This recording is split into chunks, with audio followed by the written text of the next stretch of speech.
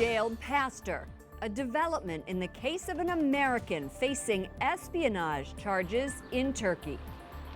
Helping persecuted Christians. A top Vatican official explains how the church should manage conflicts around the world.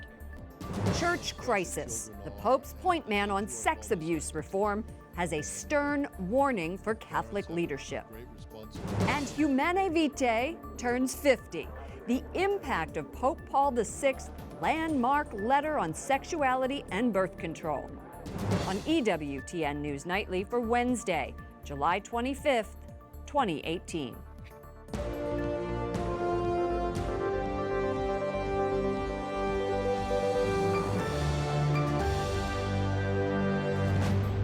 Good evening from Washington, D.C., and thank you to those of you joining us from around the world for news from a Catholic perspective. I'm Lauren Ashburn. Tonight, a development in a story we've been following closely here at News Nightly. American pastor Andrew Brunson, who is jailed in Turkey, will be put under house arrest as his trial continues. He's been held for 2 years on terror and espionage charges, which he denies.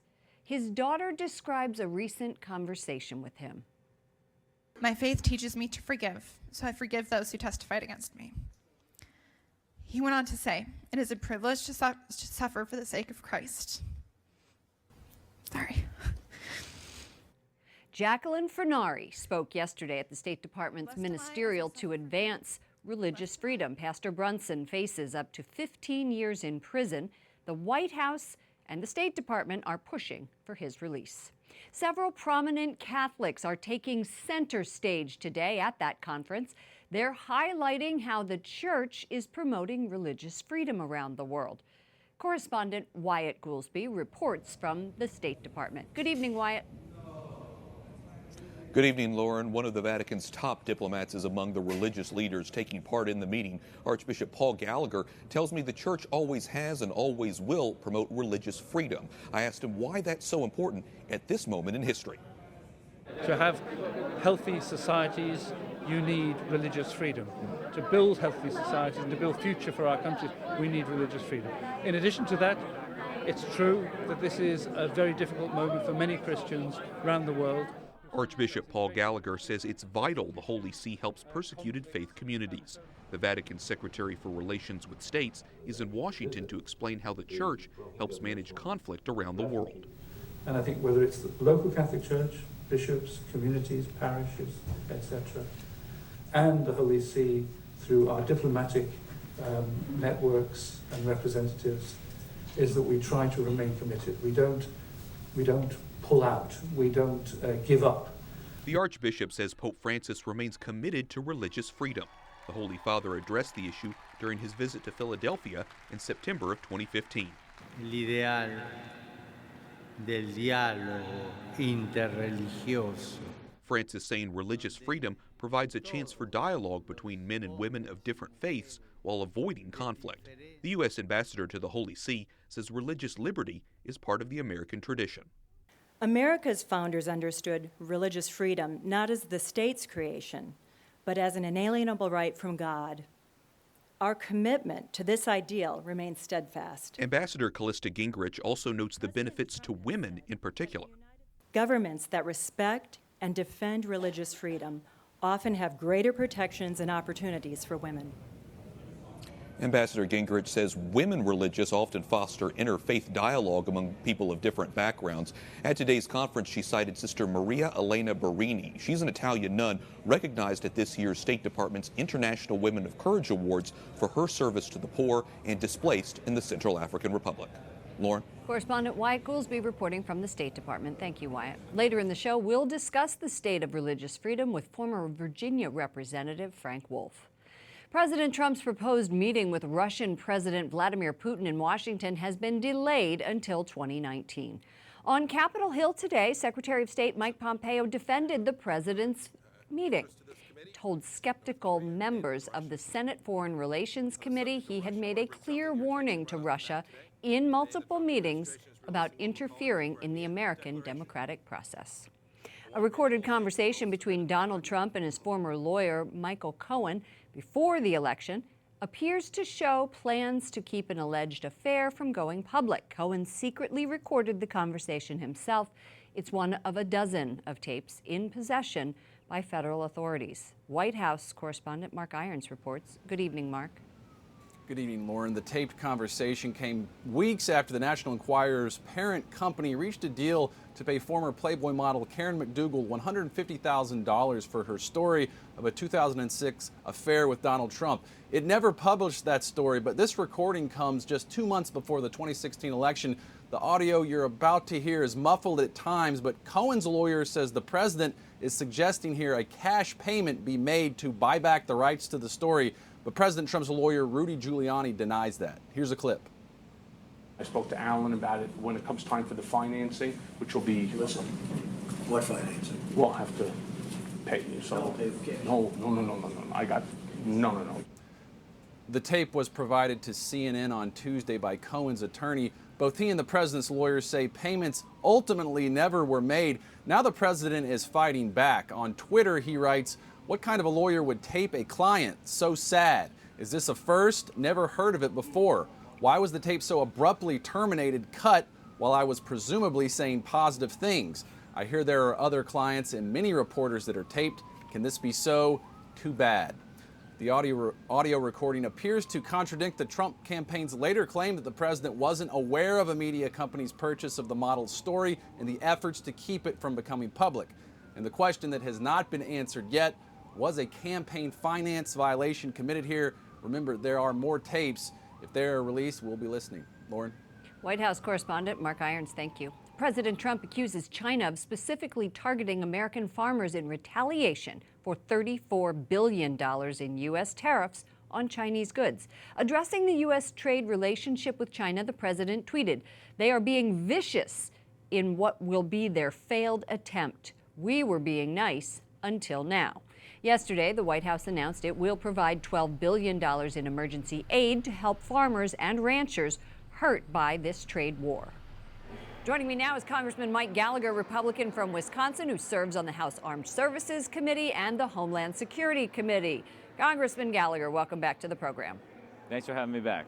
Your fellow Republicans in the Senate do not like this plan. Senator Pat Toomey of Pennsylvania says it's trying to put a Band-Aid on a self-inflicted wound. Senator Ben Sasse says this administration's tariffs and bailouts aren't going to make America great again. They are just going to make it 1929 again. You're from a farm state. Does this plan make good sense? Well, it's very rare for me to agree with anything the Senate does, but on this, Toomey and Sasse are absolutely right. And the fact is that the $12 billion payment through an obscure Depression-era piece of legislation or a fund created therein just proves what we've all known for the last 200 years, which is that tariffs are taxes. They're taxes that distort the market. They pick winners and losers. They're taxes that hurt hardworking Americans and Wisconsin farmers and manufacturers. So I fully support what the administration is trying to do when it comes to the Section 301 designations. That's what we're trying to do to get tough on China. That's a very impressive piece of work and long overdue. But to simultaneously pick a fight with all our friends and allies who aren't perfect, but we need to work with them to get tough on our adversaries like China via the 232 designation strikes me as counterproductive. And it really has the, I think, potential, the worrying potential to take away a lot of the positive benefits we're seeing from tax reform and regulatory reform. Soybeans rank among the top 3 agricultural products of your home state in Wisconsin, and soybean prices have plunged 18% in the past 2 months. What are farmers telling you? Well, that just illustrates how complicated and messy this is going to get, because you're right. I mean, even for dairy farmers, right? A lot of them plant soybeans on the side. For a lot of farms in my district, it comprises 30% of their agronomy business. And at a time when the dairy market is already experiencing a period of persistently low prices, one of the worst ag economies we've seen really since 2014, this is just another punch to the gut for our hardworking Wisconsin farmers who wake up every single day trying to do the right thing. So I worry that this could get out of hand. We're going to see retaliation from our friends. We're seeing retaliation from China. And so, again, I just think you have to choose, right? You can either pick a fight with China or pick a fight with the free world. And I would much rather we work with our friends and our allies in order to push back on states like China who have a much different vision for what they want the global economic order to look like. Before we let you go, I want to talk about your Go to Washington, Go to Work Act. I can't believe we need an act for that. What does this bill aim to do? Why do you think it's so important?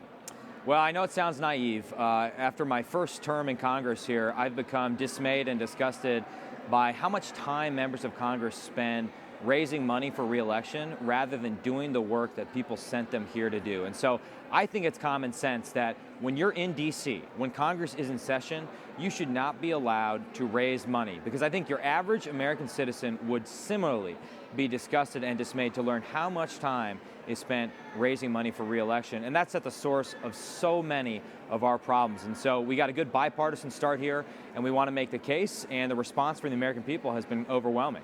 Okay, go to work, Congressman. Thank you. All right, talk to you later. Thanks so much. Bye. Representative Mike Gallagher, Republican from Wisconsin. Midterm campaigns are underway across the country, hence the fundraising.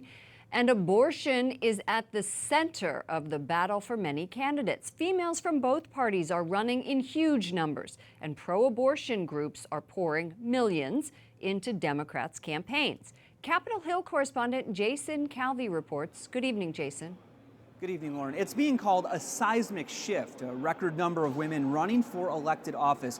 Now, some say it's due in part to the Me Too movement, where women speak out against a culture of sexual harassment and abuse.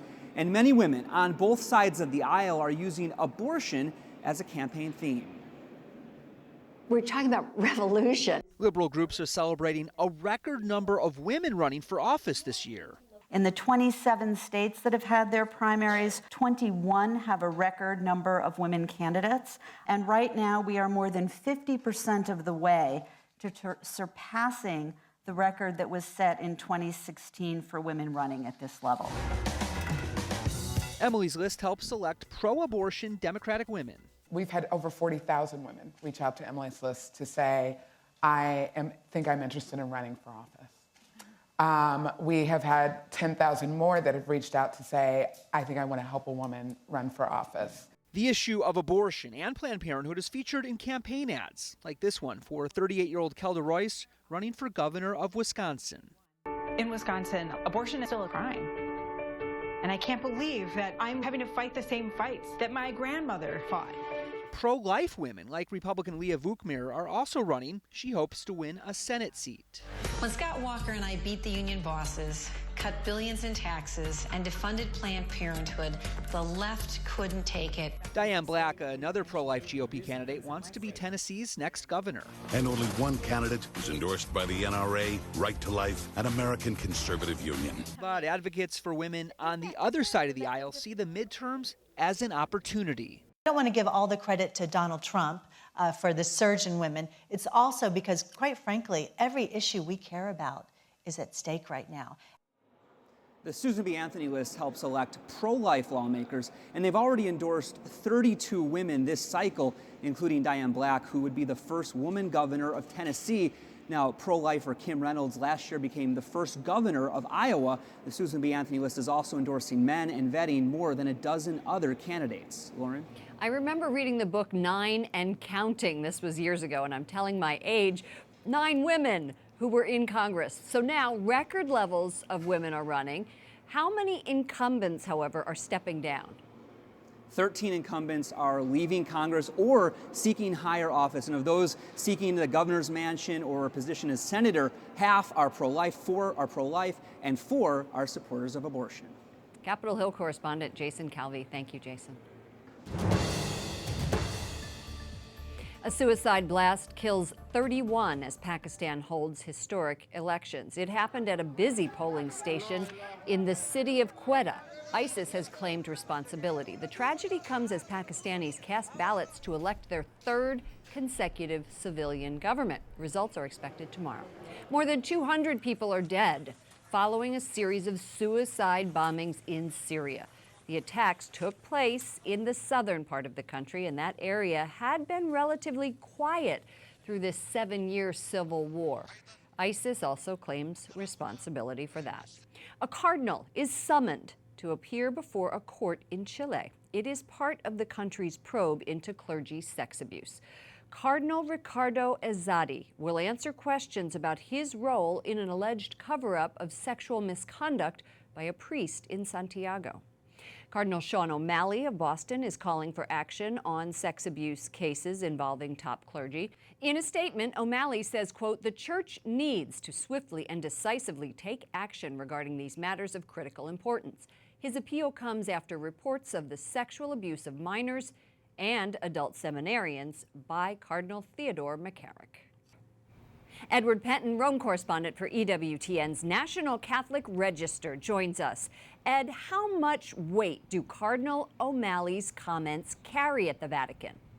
Well, considerable weight, Lauren, because he is, as you say, the Vatican's point man on this issue. He's basically the Vatican's, the Church's spokesman on the sexual abuse issue, because he heads this pontifical commission. And that, of course, relates to his experience handling the fallout of the sex abuse crisis in Boston. And because of that, he was made head of this commission. So it does carry considerable weight. What's been the reaction at the Vatican to his comments and these allegations? Well, the reaction really has been quite strong here. I mean, I was speaking to an elderly official earlier yesterday who was saying that he's never experienced or never witnessed such contempt from the laity directed at bishops because of this issue.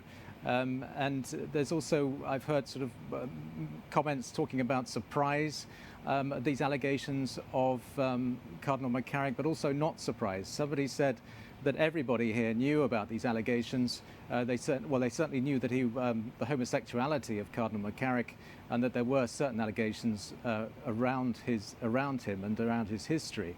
But also that there's surprise at why it's coming out now, 45 years after these allegations first happened. And so there is a mixture of surprise and not surprise. You know, here in Washington, I'm not sure if it's the same or not. There are people speaking out saying they had no idea. What are you hearing from your sources about what action could happen based on what Cardinal O'Malley is asking for? Yes, well, Cardinal O'Malley is talking about the need for transparency and consistency, transparent and consistent protocols, as he called it, policies to be put in place, swift reactions to these cases. But also a process of reporting when bishops and cardinals are alleged to have committed these abuses, and also just a general sense of accountability. I think that's what one's hearing a lot, a real sense of a need for accountability from bishops and cardinals when they're accused of these kinds of allegations, and that certain penal canonical procedures, canonical penal pressures be put on these cardinals when they're found guilty of these allegations. Do you expect the Pope to act, Ed? I think the Pope will act. We just don't know, of course, how that will manifest itself, but certainly the pressure is on for him to act. Whether he sets up some sort of tribunal to deal with these cases, we don't know, but certainly that has been talked about in the past, and perhaps the pressure now will be exerted on him to do just that. Edward Penton, Rome correspondent for EWTN's National Catholic Register. Thank you, Ed. Thank you, Lauren. Coming up, a former member of Congress and champion for religious freedom joins me to talk about his decade-long fight against persecution, and why Pope Paul VI's letter on birth control is called prophetic 50 years later.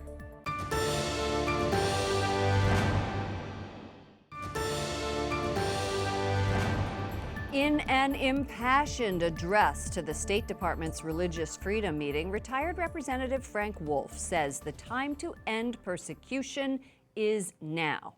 Wolfe told that gathering that, as a follower of Jesus, Scripture gives little choice but to respond to the oppression. Joining me now is former Congressman Frank Wolfe. Thank you for coming. Well, good to be with you. Thank you. You addressed this first ever ministerial to advance religious freedom. When I interviewed Secretary of State Pompeo last week ahead of the ministerial, he said that these like-minded countries coming together would be prepared to begin their walk toward religious freedom we have enshrined in our Constitution. Will this gathering lead to action?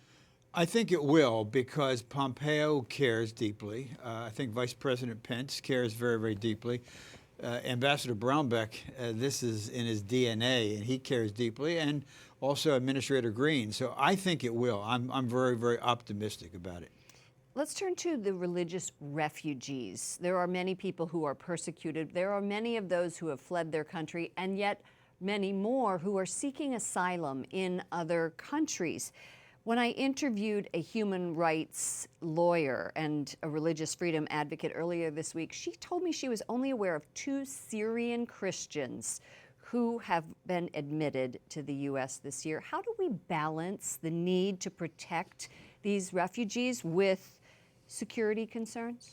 Well, I don't know if that number is accurate. I know when I was in Iraq just 2 weeks ago, almost every Christian that I met with, we met with Bishop Werder, who I know you know very well, they want to stay. And what they're looking for is our government, which I think it will, to give them assistance to rebuilding homes, power grids, water treatment systems. So most of them are saying, help us stay, because, you know, more biblical, and I know you've been there, I've watched your shows, more biblical activity took place in Iraq than almost any other country other than Israel. Abraham's from there. ISIS blew up Jonah's tomb. Daniel's buried there. So most that we met with say, please help us stay because we love our country. It was the same thing that I heard a year ago when we were there. Tell us what has happened in that year. Here's some of the burned out towns, the rubble that we saw. Houses were just sort of flattened. Nobody is there. They're ghost towns. Are people able to rebuild it all? I know the U.S. is giving $110 million to help in that effort. Yes, I was there last August, and we were there two weeks ago. They are building. 50% of the Christians have come back. The power system is up. The water systems are working. Many of the houses have been reconstructed. But they want more. They need health care. They also need security. There needs to be something to protect those that come back. But they are very optimistic, and what was happening, and because of Vice President Pence, that's changing. Our aid was going to the UN, and UNDP were putting in places that we didn't really know. And now the aid is going directly to the people. Christians and Yazidis. When you and I testified in front of Representative Chris Smith's committee, that was one of the pleas that we heard from people. So thank you so much for joining us, former Congressman Frank Wolfe. Thank you very much. Auto executive Sergio Marchionne, who helped turn around Fiat and Chrysler, has died. Marchionne joined Fiat in 2004 and led the Italian company's merger with bankrupt U.S. car maker Chrysler. In 2015, he met Pope Francis when the Holy Father visited Turin. If you remember, when Pope Francis was here in the U.S., he rode in a Fiat during his trip. The Italian-Canadian underwent surgery for a shoulder problem 3 weeks ago and never recovered. Sergio Marchionne was 66 years old. Up next, why the Vatican is giving a top honor to a man from South Dakota. And on the 50th anniversary of Humanae Vitae, Pope Paul VI's letter on birth control is still as relevant as ever.